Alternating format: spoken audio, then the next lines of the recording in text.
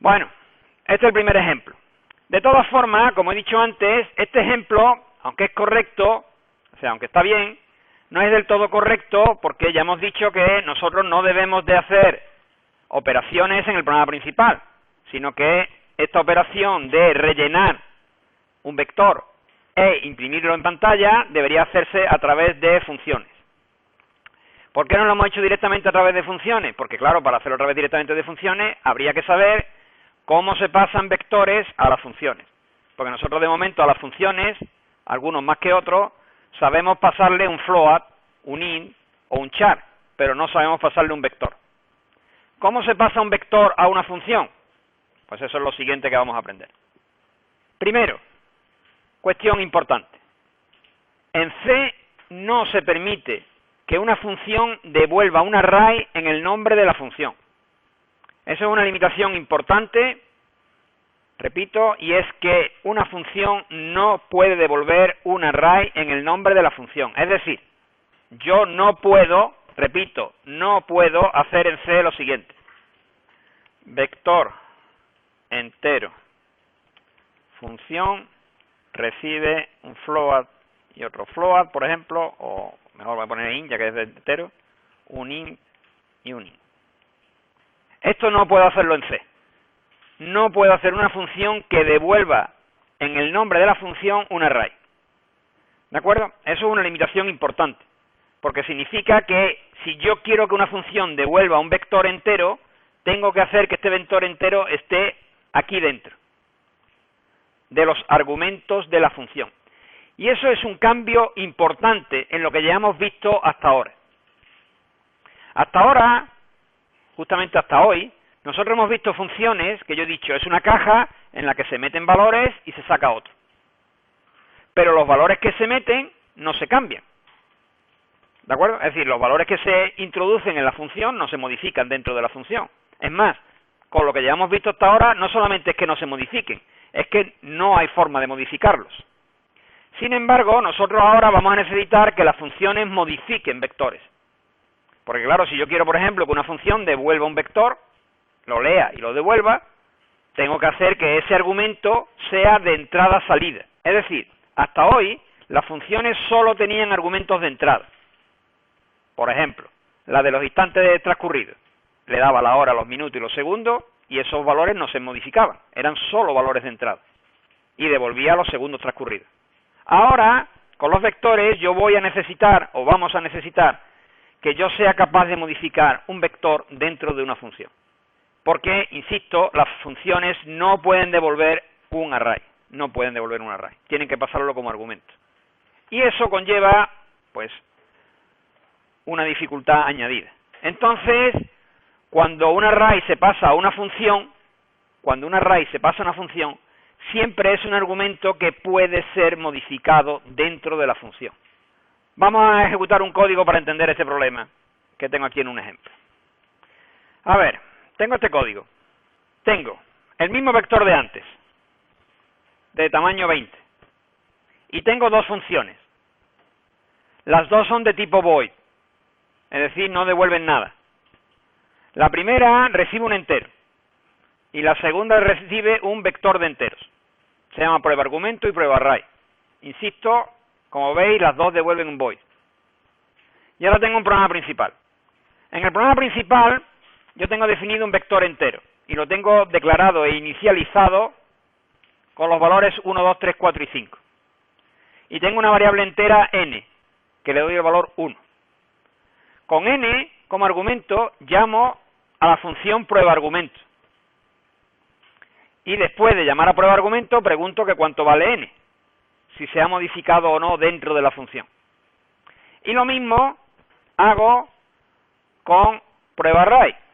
Imprimo los valores antes, llamo a prueba array y los imprimo después.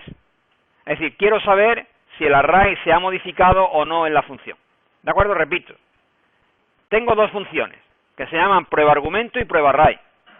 Una recibe un entero, otra recibe un vector. Las dos funciones van a modificar. Y lo que yo voy a preguntar después de llamar a las funciones es si se han modificado o no los argumentos. Entonces, prueba argumento recibe como parámetro formal A, y lo que hago es sumarle 1 a la A y preguntar cuánto vale la A. Y lo mismo hago con prueba array. Cojo el primer elemento del array y lo incremento en 1. Es decir, que yo en estas dos funciones estoy modificando el argumento.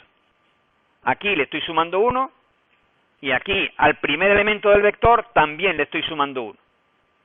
La pregunta que nos hacemos con este programa es: ¿los argumentos n y v quedan modificados al ser invocada la función prueba array o prueba argumento?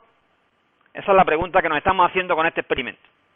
Es decir, si yo llamo a la función prueba argumento con n igual a 1, aquí cojo la n, pasa su valor a la a se incrementa en 1, lo vamos a comprobar que efectivamente a vale 2. La pregunta es, cuando yo vuelva al programa principal, ¿cuánto valdrá n? ¿1 o 2? Y lo mismo con el array. Yo tengo un array que tiene los valores 1, 2, 3, 4 y 5.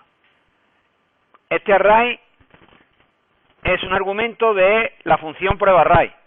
La función prueba array recoge ese argumento y modifica el primer elemento del array, añadiéndole un 1. Es decir, el 1 pasaría a ser 2. La pregunta es, ¿v modifica su valor después de llamar a prueba array? Vamos a ejecutarlo. Pone a vale 2 y después abajo pone n vale 1. Es decir, que efectivamente en la función prueba argumento la a recibe un 1. Se incrementa y vale 2. Y cuando se imprime cuánto vale la a pone que vale 2. Sin embargo, n no ha modificado su valor. Cuando termina la función vale lo mismo que valía antes, 1. Sin embargo, ¿qué pasa con el vector? Pues el vector antes vale 1, 2, 3, 4 y 5. Pero después vale 2, 2, 3, 4 y 5. Es decir, que v ha modificado su valor al ser argumento de prueba array. Es decir, lo que estamos viendo es que los vectores, los arrays, se comportan de forma diferente a los argumentos de tipo primitivo. Los argumentos de tipo primitivo no pueden ser modificados en la función. Sin embargo, los arrays sí son modificados, o pueden ser modificados. Es decir, que un array en una función siempre es un argumento de entrada-salida. Siempre. ¿Y eso qué conlleva? Bueno, pues conlleva ventajas e inconvenientes, como casi todo en la vida. Inconveniente. Bueno, pues el inconveniente está en que si yo le paso un vector a una función y no tengo cuidado, ese vector queda modificado en el programa principal. Sí, aunque yo no quiera, es decir, por un error. Mientras que los argumentos de tipo float, int, char, etcétera, etcétera, aunque yo los modifique en la función, en el programa principal su argumento correspondiente no cambia. Y por otro lado tiene la ventaja de que si quiero modificar el vector, pues tengo la posibilidad de hacerlo, porque para eso es un argumento de entrada-salida. ¿Esto por qué es así? ¿Por qué los float y los int se comportan diferente a los arrays? Bueno, pues de nuevo tenemos que recurrir al argumento de que el C es un lenguaje primitivo. En los tiempos en los que estamos hablando, de los años 70, si yo paso un argumento de tipo int, el C lo que hace es hacer una copia.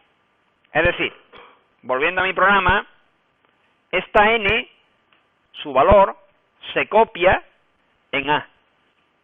Y tenemos dos zonas de memoria diferentes, la zona de memoria para n y la zona de memoria para A. Cuando se llama la función, el valor de la zona de memoria de n se copia en la zona de memoria de A. Pero tenemos dos zonas de memoria independientes, de forma que si yo modifico el valor de A, el valor de n no se modifica. Ahora bien, ¿qué pasa con los vectores? Bueno, pues los vectores, por razones de eficiencia, tanto de memoria como de cálculo, los creadores del C decidieron que cuando se pasa un array como argumento, no se haga una copia, sino que las dos zonas de memoria se compartan. Es decir, V y T comparten la misma zona de memoria. Por tanto, todo cambio que yo haga sobre T se hace sobre v. Por eso cuando aquí modifico el valor del primer elemento de t, se modifica el primer elemento de v, porque t y v comparten zonas de memoria.